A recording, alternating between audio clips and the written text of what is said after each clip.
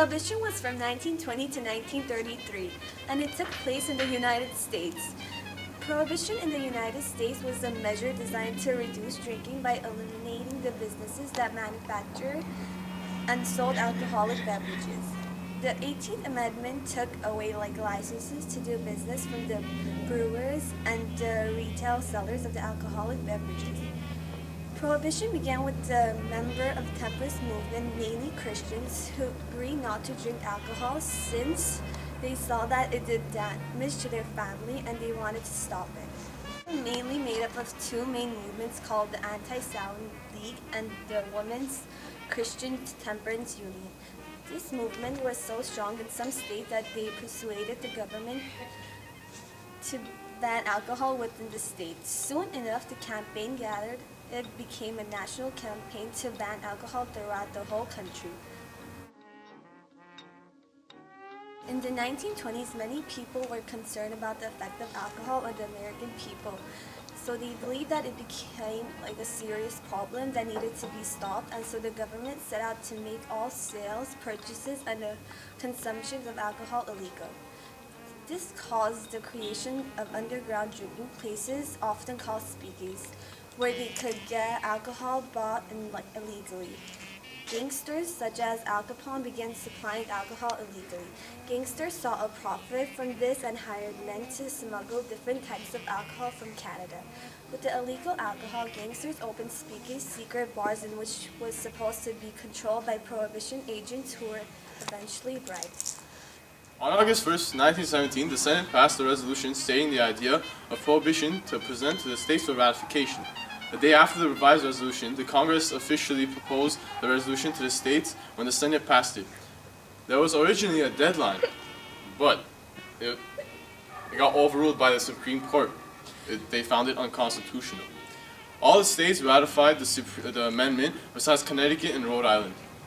Connecticut, Rhode Island, can you please ratify the 18th Amendment? No! Congress made a legislation they called it the National Prohibition Act, but people know it as the Volstead Act, and that was passed on October 28, 1919. It was quickly vetoed by President Woodrow Wilson. President Wilson, you're trying to ban alcohol.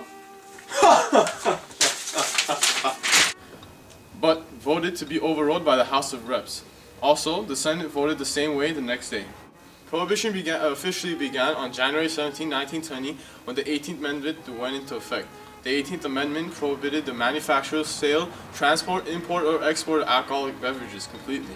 A total of 1,520 policemen were given the task to enforce this law. This means 1,520 policemen had to enforce the law to 106 million people, although they're living in the United States.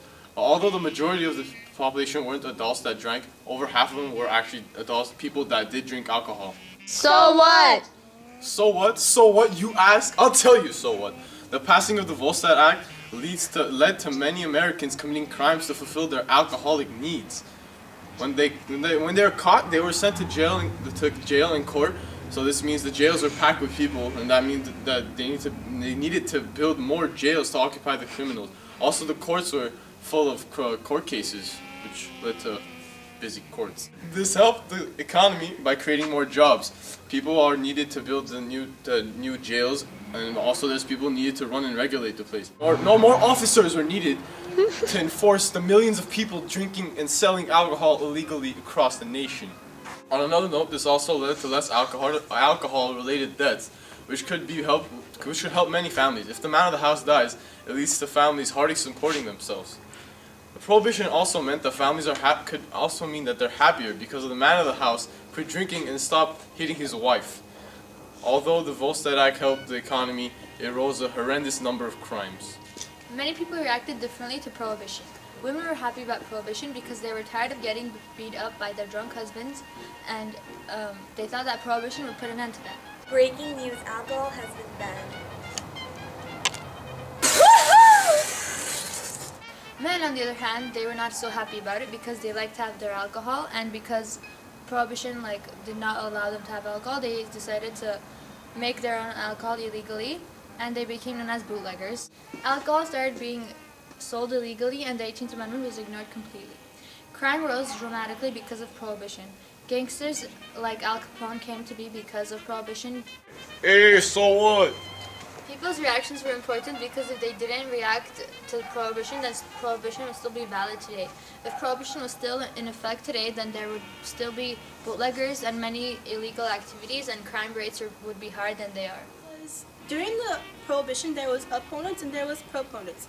The supporters of the Prohibition were the Methodists, Northern Baptists, Southern Baptists, the Presbyterians, the Disciples of Christ, Congregationalists, Quakers, and the Scandinavian Lutherans. They thought bars were corrupt and drinking was a sin.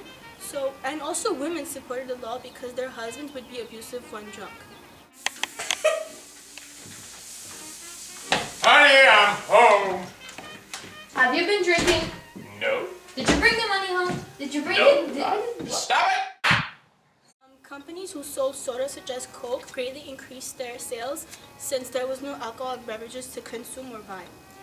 Women's organizations for Prohibition reform surprisingly opposed it. Even though women were the ones to begin the Prohibition, they too had enjoyed alcohol like the men. People like Flappers also opposed the law because they drank alcohol. The majority of that opposed Prohibition were men because most of them were alcoholics. Prohibition became controversial among doctors and those in the medical field. Alcohol was used for therapeutic purposes, so it was important for patients. It was important that Congress had hearings on the medical value of alcohol in 1921. So what? If it weren't for the opponents who had gone against the Prohibition, it would still have been in effect today. Without this, citizens would still be doing illegal actions and police would still be bribed, leading to a corrupt nation. After 13 years of the illegal consumption and distribution of alcohol, came the day of December 5th, 1933, when the 21st Amendment was ratified and allowed the consumption of alcohol. So the moral of the story today is, if you really want to drink alcohol, go ahead and do it, but please drink responsibly and make sure you're 21 and over. On another note, this also led to less alcohol related. Mr. K, Ida needs to calm down.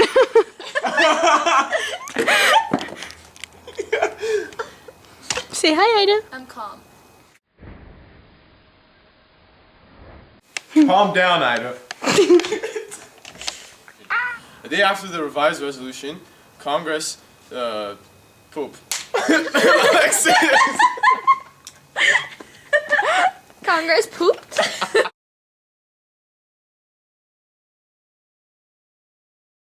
Because it should help many families. Can Ida be the person you hit? Like, low-key, Yeah. right? Because I think Siski would enjoy that. Ida! Hey, watch it. Okay. I'm recording you, by the way.